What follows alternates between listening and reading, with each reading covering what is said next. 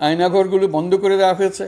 সাগররণী হত্যাকাণ্ড সহ বহুল আলোচিত 5টি হত্যাকাণ্ডের তদন্ত ও বিচার অগ্রাধিকার ভিত্তিতে ও দ্রুততম সময়ে নিষ্পত্তির জন্য সহায়তা প্রদান করা হচ্ছে। সম্প্রতি আমরা বলপূর্বক গুম থেকে সকল ব্যক্তির সুরক্ষার জন্য আন্তর্জাতিক কনভেনশনের সনদে স্বাক্ষর করেছি। ফলে স্বৈরাচার দ্বারা প্রতিষ্ঠিত গুম সংস্কৃতির সমাপ্তি ঘটানোর জন্য আন্তর্জাতিকভাবে আমরা প্রতিজ্ঞাবদ্ধ হলাম। এছাড়া আমরা ফেসিবাদ শাসনের 15 বছরে গুমের প্রতিটি ঘটনা তদন্ত করার জন্য পৃথক একটা কমিশন গঠন করছি।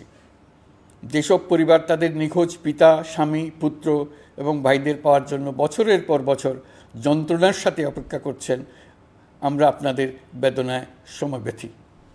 আয়নাঘরগুলো বন্ধ করে দেওয়া হয়েছে এবং সেই সাথে বের হয়ে আসছে ফ্যাসিস্ট হাসিনা সরকারের গুমের শিকার ভাই বোনদের কষ্ট ও যন্ত্রণা গাথা।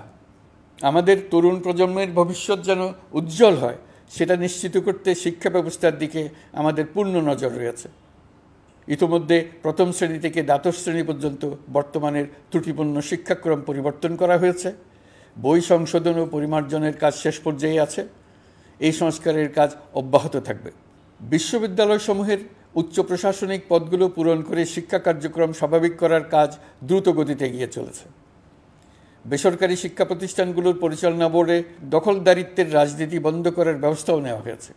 আপনারা নিশ্চয় লক্ষ্য করেছেন, আমাদের প্রথম মাসে দেশের প্রায় সকল বিশ্ববিদ্যালয়ের উপাচার্য এবং উপাচার্য মহোদয়গণ পদত্যাগ করেছেন। উচ্চশিক্ষার ক্ষেত্রে এটা বিরাট শূন্যতার সৃষ্টি করেছে। প্রথম মাসে আমরা ক্রমাগতভাবে প্রতিটি বিশ্ববিদ্যালয়ে সবার কাছে গ্রহণযোগ্য এমন উপাচার্য এবং উপাচার্য নিয়োগ দেওয়ার কাজ শুরু করেছে।